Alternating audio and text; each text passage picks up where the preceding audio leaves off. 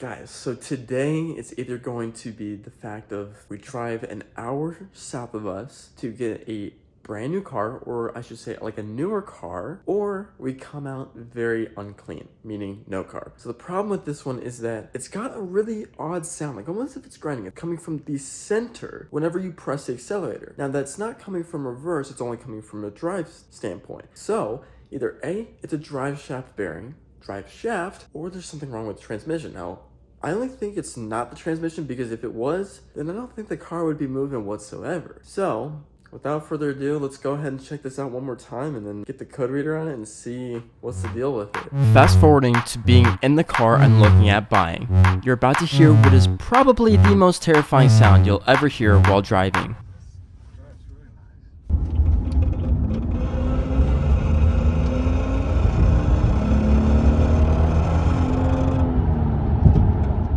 It was by far the trippiest thing to ever happen to us. The car ran super well until you gave it some gas.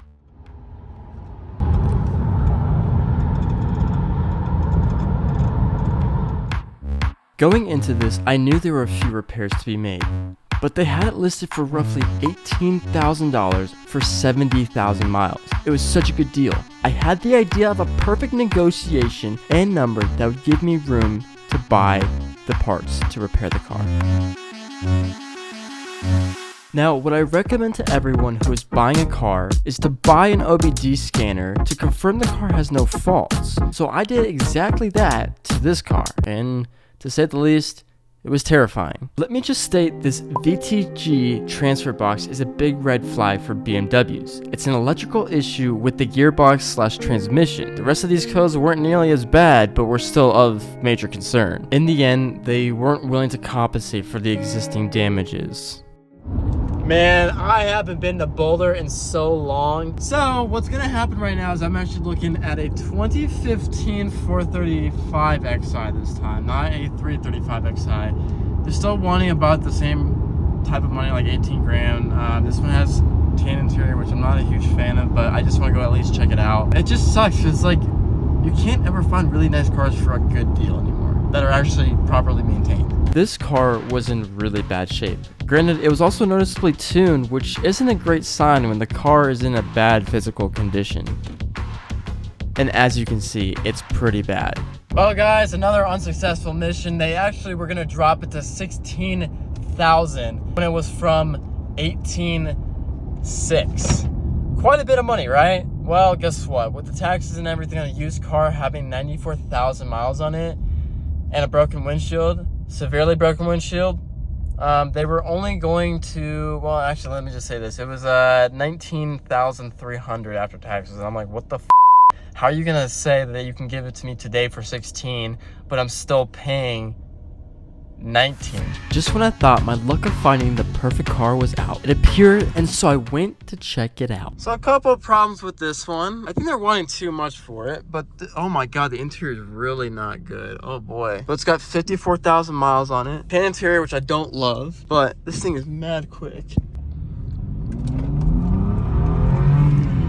Wow. Now this go around with the car, I knew exactly what I wanted. So after seeing 3 of basically the same model, I had made a choice. Now to a lot of you, you're getting like M6s, M4 competitions, all those things that are costing $60,000 to $80,000. But this is my first big boy purchase. I've worked my ass off to get to here. I wanted to have a budget to where I didn't have to have a loan be taken out. I didn't want to owe somebody a whole bunch of money for a car that I thought was out of my price range. Well, it's official. I have bought a brand new car. Now I'm obviously not in it. I'm currently in the Ford Explorer. But what I do have is a cashier's check for $19,000 going towards this new car. And I'll tell you more about this new car when I'm actually in it, because it's the best deal that I could have ever gotten.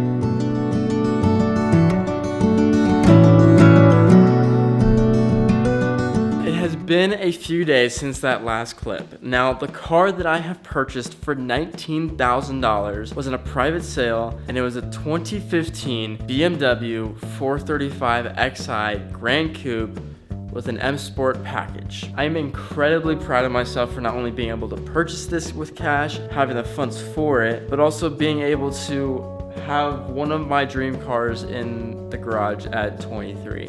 Now, a lot of you might be saying like, oh my God, why did you get another BMW when you complained about it 24/7? The problem is that when you buy a BMW that has probably 80,000 miles or more, it's gonna have issues very, very quickly. And I'm saying like within the next 10 to 15,000 miles. This car has the least amount of miles out of all of our family cars. It also is the lowest amount of mileage that I've ever had on a car. And let's just say this, these cars specifically, I could not find any in the country. I didn't mean to find the specific model, but it just appeared. It was such a great deal, and they hold their value so well, obviously as long as the maintenance is kept up to date. And obviously, since I just purchased this myself, it's gonna be maintained very, very well. So something that I will link in this video is actually my BMW channel. So I do a whole bunch of work on there with the car, maintenance wise and upgrades as well, and share that because it's one of my passions, and I feel like I just need to have a whole separate channel for it. So I got a BMW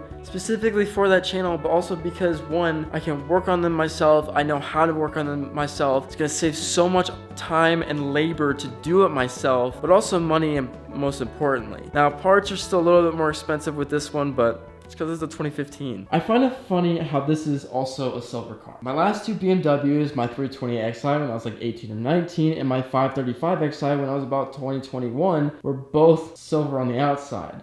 Now this one here is a 2015, meaning it has an N55 engine in it. It also has an F32 chassis. And let me tell you, I have already done the research on finding upgrades for it, finding aero, finding everything. It's amazing. Now the best part about this is that one, it was a great deal, but two, it's already got the M package to it, which means that I've already got the M bumper on here, and the M side skirts, and the M diffuser. But it's beautiful. So you guys know that I had done a DIY of like painting the rims and calipers on my 535, and I'm not saying that they didn't turn out well, but they weren't like great, right?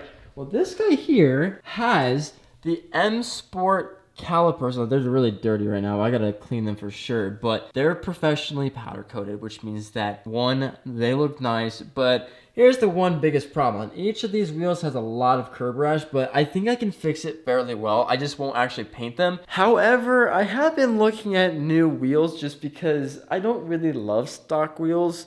These aren't horrible, but I think it could be better. And before you guys say anything, yes, I did go with interior, but you have to understand that this interior is not just all tan.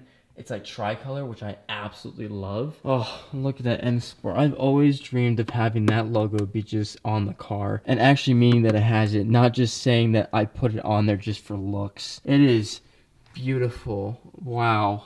So the last couple of things that I want to say here is obviously since I've spent a boatload of money on this, the upgrades will come, but they'll come very slowly, which I think is the best part because I think this time I really want to enjoy it being as stock as it is, just to get that feel of, hey, congratulations on this purchase. It's a huge milestone for you and you got one of your dream cars, so just enjoy it. And then you can upgrade it to be like, oh wow, now I got more money, so let's have more fun with the car, you know? Anyways, this car, believe it or not, I got it for 19. Its market value is around 23,000. Now this was really dirty when I got it, but I have fully detailed it. Like I have cleaned it for the last 3.5 days to make sure it was good, not just for camera, but for my ability to actually drive it legally. Now here's the one thing, if you live in Colorado, I'm gonna say this. Sales tax is expensive.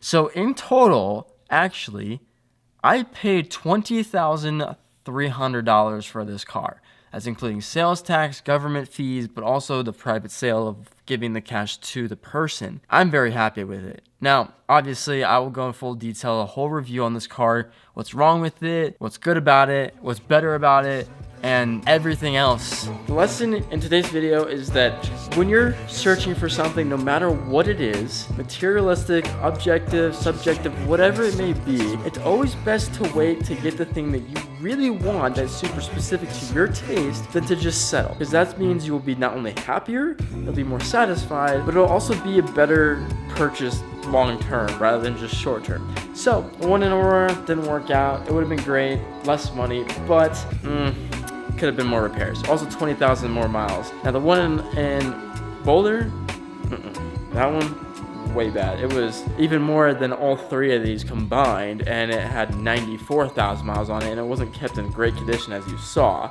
And then this car, a week after the one in Boulder, decided to show up, and I was like, yes. So with that being said, guys, thank you so much for watching. Thank you so much for the support.